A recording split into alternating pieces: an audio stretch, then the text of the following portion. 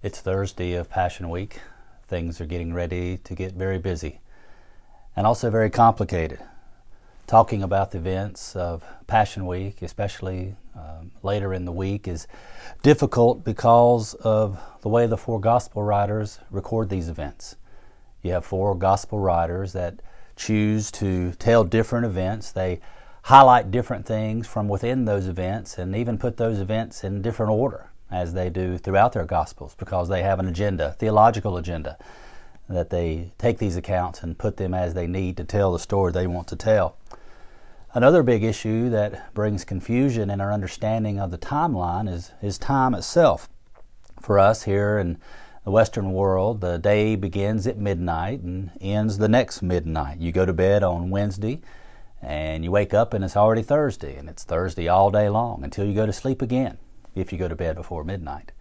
For the Jews, their new day would begin at nightfall, not at any particular hour. It might be 6 o'clock one night, it might be 6:08 the next night, and of course it would be different several minutes or hours away.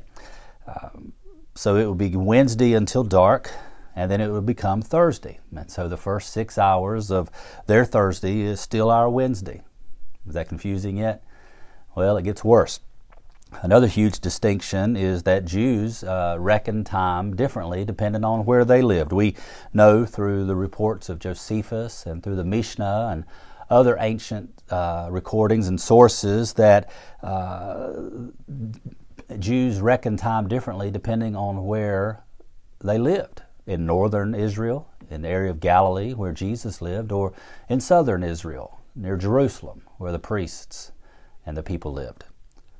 And this is a problem because in the Synoptics, which are Matthew, Mark, and Luke, they show Jesus and the 12 eating their Passover meal, which we call the Last Supper, on a Thursday night, and then that he was crucified on Friday. However, in John 19, the Bible tells us that Jesus' trial and his crucifixion was on the day of the preparation for the Passover, and not the Passover day itself. How do we make sense of this? Well, if the northern Jews in Galilee, which reckon time from sunrise to sunrise, according to these trustworthy ancient sources, and the southern Jews in Jerusalem and others reckon time from sunset to sunset, of course this mostly being the priests, then it'd be easy to understand how the Galileans, like Jesus Christ, could have their Passover day start at sunrise on Thursday and last all day until they eat their meal on Thursday night. Whereas the Jewish leaders would begin the Passover day itself on sunset of Thursday.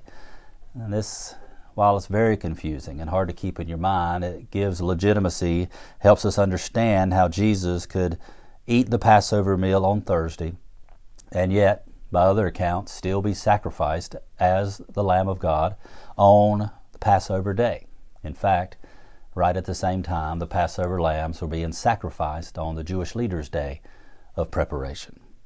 So Thursday is all about the preparation for the Passover meal, getting ready to eat that meal. And Jesus knows he's about to die. In fact, in Matthew 26, he tells the disciples to go into the city to a certain man and say to him, the teacher says, "My time is at hand. I will keep the Passover meal at your house with my disciples." Now at this time, Jesus Christ is a very well-known individual, at least within the city of Jerusalem. He's also a wanted man. And so most of these events are going to have to be done with some degree of secrecy.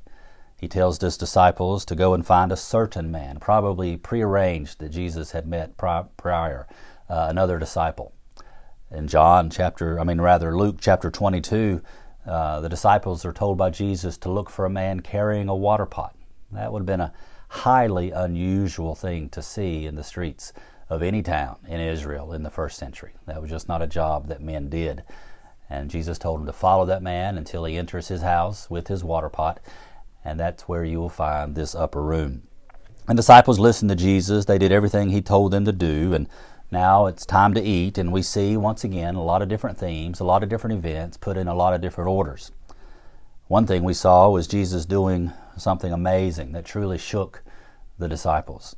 In John chapter 13, before the feast of the Passover, when Jesus knew that his hour had come to depart out of this world to the Father, Having loved his own who were in the world, he loved them to the end. During supper, when the devil had already put it into the heart of Judas Iscariot to betray him, Jesus, knowing that the Father had given all things into his hands, and that he had come from God and was going back to God, rose from supper. He laid aside his outer garments, and taking a towel, tied it around his waist. Then he poured water into a basin and began to wash the disciples' feet, and to wipe them with the towel that was wrapped around him. Now this was shocking because this was the work of the very lowest of slaves. This was something that no individual would dare stoop to do. It was a demeaning work, menial labor. But Jesus took it upon himself and took it as an opportunity to teach. Teach them something. He said, "You will not understand this, but you will understand it very soon." Talking about this loving self-sacrifice. In fact, he's talking about the cross. What he's doing here is enacting a parable of the cross itself, because the cross was also something reserved not only just for the worst of criminals, but also for the lowest of slaves. This was a tool used to keep the slaves in line and to threaten them with the danger if they tried to escape. And at some point, the issues of slavery and the cross became so merged that Paul was able to write, when he talked about Jesus in Philippians chapter 2, telling all believers to have that type of mind among yourselves, the type of mind that Jesus Christ had, who, though he was in the form of God, did not count equality with God a thing to be grasped, but emptied himself, taking on the form of a slave, a servant. Being born in the likeness of men, and being found in human form, he humbled himself as a slave by becoming obedient to the point of death, even death on a cross. So this washing of feet is just not a nice thing Jesus did. It's not a favor Jesus did for them in the absence of the one who was supposed to have done it. Instead, he uses an opportunity to enact the cross, the death of the one who came as a servant to die for others, and to enact what he called a new commandment, to love one another enough to do this. In fact, that's why so many Christians around the world call this day Maundy Thursday. It comes from a Latin term that means mandate, that means command. Thursday is the day of the commandment, the day of the mandate, to love one another. Then we learn that while they're eating, Jesus instituted what we call the Last Supper, the Lord's Supper, this Passover meal that he ate with the 12, knowing it would be his last physical meal as a human, his last physical meal with these 12 men, and in fact even the very last Passover meal, as Jesus sees himself as the very fulfillment of what that meal was all about. In Matthew 26, verse 26, "Now as they were eating, Jesus took the bread, and after blessing it, he broke it and gave it to the disciples and said, 'Take and eat, this is my body.' And he took a cup, and when he had given thanks, he gave it to them, saying, 'Drink of it, all of you, for this is my blood of the covenant, which is poured out for many for the forgiveness of sins.'" So we know this old covenant meal given to the Jews as they were escaping from Egypt and covenanted there, established by God at Sinai through the death of a lamb, now has become the meal of the new covenant, covenanted by God here at Calvary, inaugurated by the blood of the Lamb who takes away the sins of the world. Well, Jesus is not finished shocking the disciples. At this point, Jesus announces that one of the 12 who are eating that meal will betray him. They all begin to try to determine who it is. Is it me? Is it me? Is it me? And no one's able to pinpoint. Even when Jesus answers Judas's question and says, "It is as you have said, now go and do what you're supposed to do," and Judas got up. No one even thought anything about that, which is incredibly strange in retrospect. And it's at this point that Jesus launches into what we call the farewell discourse. John chapter 13 through 17, this long conversation where he answers questions posed by the disciples, trying to make sense of all these things that he's saying and all these things that he's doing. Incredible passage of Scripture to read through, what was important to Jesus on the very last hours of his life. And it's during this time, the meal is over. They sang a hymn and they departed for the garden, where they continued the questions and answers, and where Jesus then taught us in his high priestly prayer, where he prayed for himself, he prayed for the disciples, he even prayed for you. That means you were important to him on the very last night of his life. And now it's very late, or very early, depending on how you want to reckon the time. And Jesus told some of the disciples to sit here, maybe near the edge of the garden, and he took 3 others, his favorites, his closest, into the garden with him to pray. And the time for discussion is over. The time for instruction is over. It's now a time to pour out his heart. He's filled with sorrow, and he's filled with great distress. And we see the cause of that distress in what we know about his prayer. He prays, asking God to remove this cup from him. This cup, the Old Testament symbol of God's wrath that he knew was going to be poured out upon him.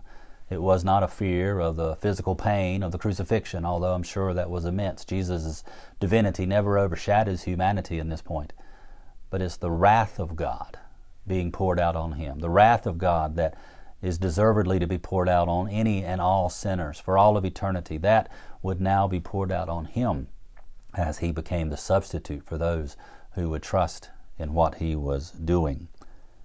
And so he prays in Mark 14, verse 36, Abba, Father, all things are possible for you. Remove this cup from me. Yet not what I will, but what you will. All things are possible, but the fact that the cross was enacted shows us that there was no other way.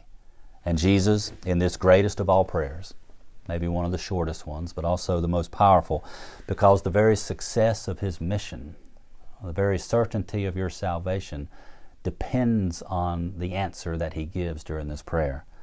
Everything depends on this prayer. And his prayer was, not my will, but yours. And he followed the will to do what God had sent him to do, and what he willingly did for us. And it's around this time, as he is praying, that his prayers are interrupted. Maybe not interrupted, they're completed. And he hears this approaching mob. He finds his disciples asleep, but one of the 12 is awake, and it's Judas. And he's bringing with him a mob with carrying weapons and torches. And Jesus hears them coming, and in Matthew 26 he says, Sleep and take your rest later on. Look, the hour is at hand, and the Son of Man is betrayed into the hands of sinners. Rise, let us be going. Behold, my betrayer is at hand. Jesus has eaten. He's taught his disciples. He's taught us. He's prayed. And now he's ready to face the day, to face the coming trial and to face the coming death. And just as in the very first Passover, as they ate the meal, the death angel is coming. The very worst of plagues is coming. This one to take yet again the favored son.